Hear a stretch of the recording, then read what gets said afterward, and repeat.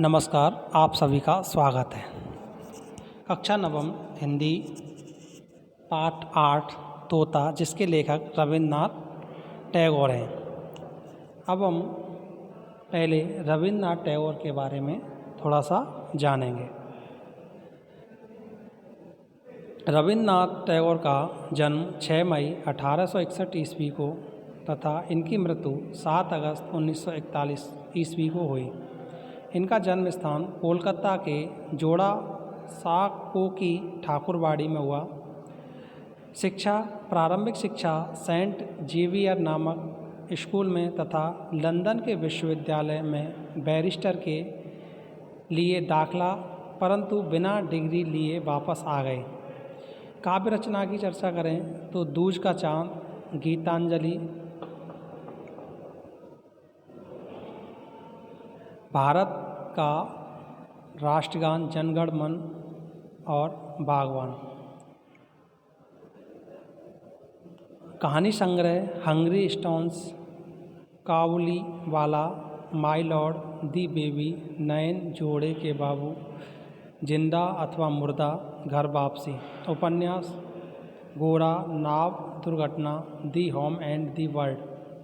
नाटक post office, बलिदान, प्रकृति का प्रतिशोध, मुक्त धारा, नातिर, पूजा, चंडालिका, फाल्गुनी, वाल्मीकि, प्रतिभा, राजा और रानी। आत्मजीवन परिचय, मेरे बचपन के दिन। साहित्य सेवा में कवि के रूप में, गद्य लेखक के रूप में एवं संपादक के रूप में, निबंध व भाषण, मानवता की आवाज़, और इनको बांग्ला और अंग्रेजी भाषा का अच्छा ज्ञान था। अब हम इस पाठ की कहानी का सारांश पढ़ेंगे। ये पाठ तोता है, इस कहानी का सारांश देखेंगे। एक तोता था जो अत्यंत मूर्ख था। वह उछलता, कूदता, उड़ता तो था, किंतु कायदा कानून बिल्कुल नहीं जानता था। राजा ने एक दिन कहा, ऐसा तोता किस काम का है? इससे लाभ तो कुछ नहीं, किंतु हानि अवश्य है। ये बगीचे का फल खा जाता है, जिससे मंडी में फल का अभाव हो जाता है। राजा ने मंत्री को बुलाकर तोते को शिक्षा देने के लिए कहा। तोते को शिक्षा देने का काम राजा के भांजे को मिला। राज्य के बड़े बड़े पंडितों को बुलाया गया। तोते की अविद्या के कारणों पर विचार हुआ। अंत में पंडितों ने यह निष्कर्ष निकाला कि तोता घास-फूस के मकान में रहता है, अतः ऐसे आवास में विद्या नहीं आती है। इसके बाद सुनार को बुलाया गया और सोने का भव्य पिंजरा तैयार किया गया। सुनार को बहुत सारा धन इनाम के रूप में मिला। पंडित लोग तोते को विद्या पढ़ाने बैठे। पंडितों ने कहा कि इतनी कम पोतियों से काम नहीं चलेगा। राजा ने पोती लिखने वालों को बुलाया। पोतियों की नकल होने लगी और पोतियों का पाड़ लग गया। उन्हें भी इनाम दिया गया। पंडित लोग भी गले फाड़ फाड़ कर, बुटकियाँ फड़का फड़का कर मंत्र पाठ करने लगे। पिंजरे में दाना पानी नहीं था, सिर्फ पोथियाँ थीं। पंडित लोग पोथियों के पन्ने फाड़ फाड़ कर कलम की नोक से तोते की चोंच में घुसेड़ते थे। तोता का गाना गाना तो बंद हो गया, चीखने चिल्लाने की आवाज़ भी नहीं निकल रही थी।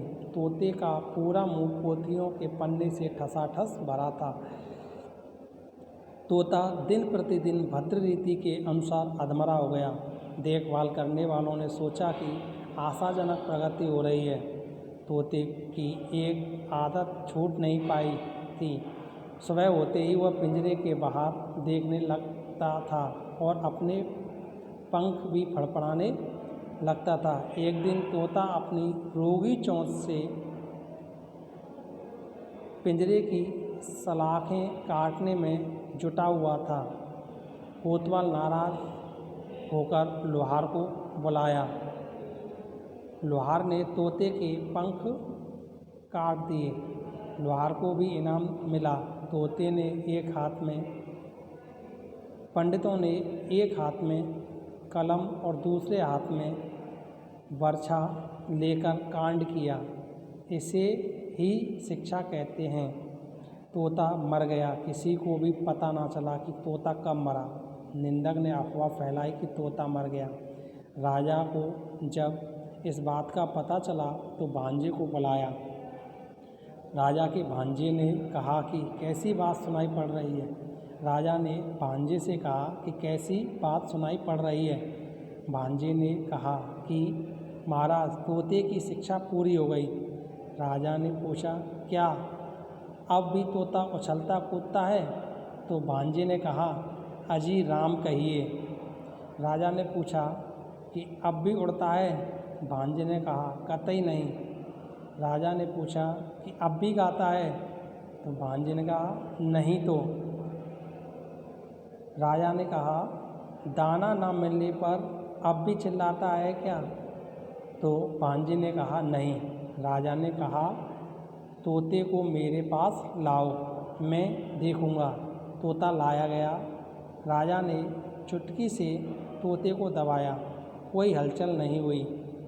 उसके पेट में पोथियों के पन्ने खड़खड़ाने लगे।